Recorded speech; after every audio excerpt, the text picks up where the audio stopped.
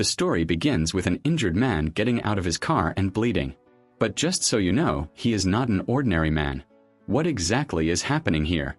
We will find out all of this. This is John. He wakes up in the morning, saddened by the death of his wife due to a serious illness, and he attends her funeral.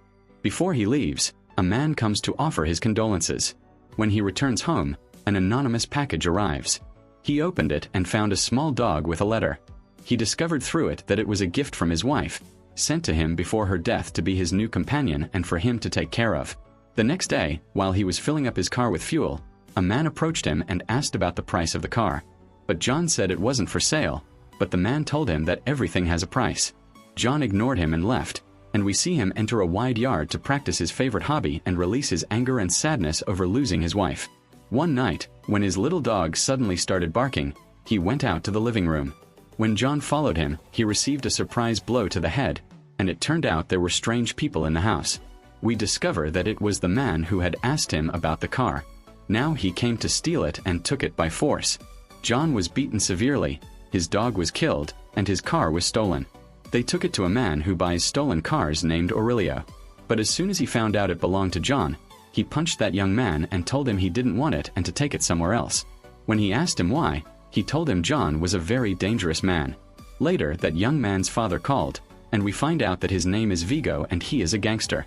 He asked the reason for beating his son and was told that he stole John Wick's car and killed his dog. When he learned that, we see him himself beating his son because he went to the wrong man. He gathered all his men to protect his son because he knows that John is inevitably coming for revenge. And from here we learn that he and John were former partners in work, and he knows him very well, and that he is a professional killer who can kill 3 men with just a pencil. One day, John asked him to retire from all this because he wanted to stay by his wife's side, and now his son had killed the dog that was her last gift to him.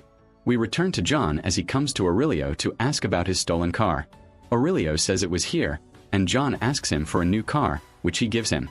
After that, we see him digging inside his house and pulling out all kinds of weapons in preparation for revenge. He takes a shower and puts on an elegant suit to start working. At night, that man's men attack him to get rid of him, but unfortunately, they met their end at his hands. They enter the house, and John starts killing them one by one, cutting off this one's head and blowing up that one's head after a lot of bloodshed in a fierce battle. John hears a knock at the door and discovers that the police have come due to a complaint from the neighbors about the noise in his apartment. The officer sees the bodies on the floor and asks him if he has returned to work again. John replies that he is just settling some accounts. On the day we see Vigo visiting the man we saw earlier at that funeral, we learn that his name is Marcus and he is also a major killer. He asked Vigo the reason for this sudden visit.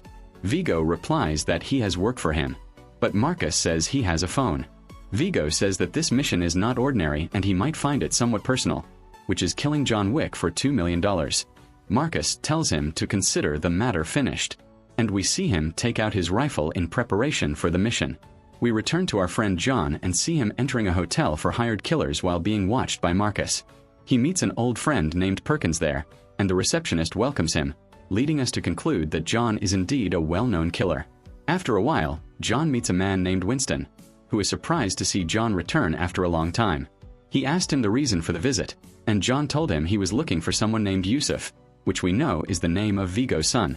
Winston asks him what he wants, and John replies that he just wants to talk. Winston tells him that he knows what he means by talking and advises him to stay away from this world because he will find it difficult to get out of it later, just like he did before. But John says it's a personal matter and leaves. John returns to his room in preparation for the next mission. He wears a bulletproof suit and all the weapons. He heads to the nightclub where Yusuf is. A guard at the door puts a gun to his head, but luckily he knows him and John asked him to take a break for the rest of the evening. He enters the nightclub and begins to spill the guard's blood one after another, sneaking inside and killing the other guards quietly so as not to reveal his presence. But due to a scuffle with a guard, he was discovered by Yusuf, who fled, and more guards are coming. John enters a fierce battle. He tries to kill Yusuf, but there are too many guards. He was shot, but by a stroke of luck, the bulletproof vest saved him. He was attacked by a professional guard in combat, and after a lot of exchanging punches, the guard stabbed him in the abdomen with a broken bottle and threw him from above. John managed to escape and reach the hotel to treat the wound because it was serious.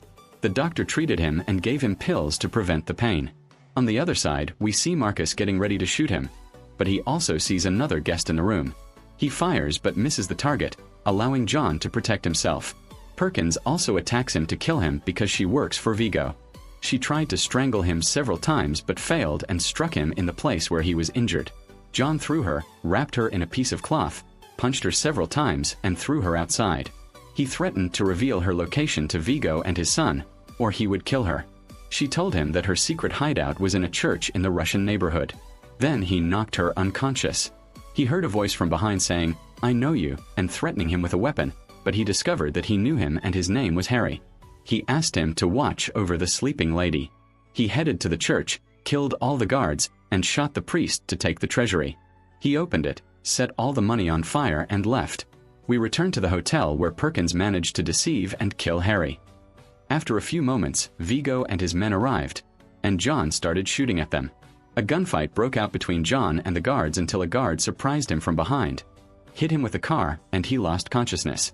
When he woke up, he found himself tied up in Vigo's hands. Vigo tells him that when he burned that safe, it contained very important things, more than just money, documents and blackmail videos that would have allowed him to control the city, but he destroyed everything. John mocks him and says he really enjoyed it.